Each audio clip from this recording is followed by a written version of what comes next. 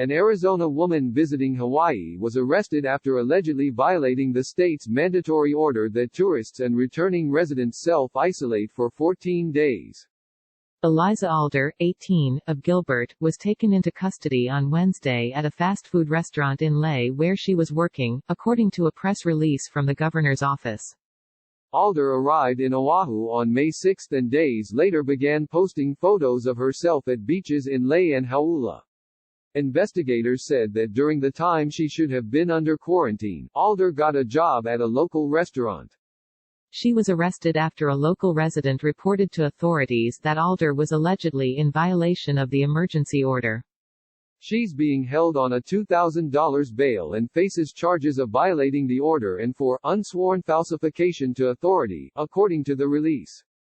It is not clear if Alder has legal representation. The 14-day self-quarantine rules protect everyone's health and safety, Attorney General Claire Connors said in a statement. As we've said before, if you come to Hawaii with the expectation that you can ignore the self-quarantine order, you very likely will be reported, arrested and end up in jail facing hefty fines. All of us must do our part to protect ourselves, our families, friends and guests.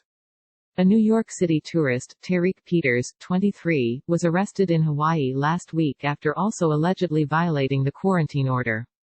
He was taken into custody after residents saw him posting photos to social media of himself at the beach.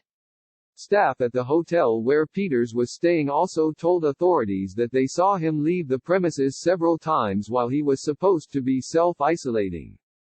The Hawaii Transportation Department in April said travelers arriving in Hawaii must self-quarantine and sign a document acknowledging that violating the rule is a criminal offense that could result in a $5,000 fine and/or a year in jail.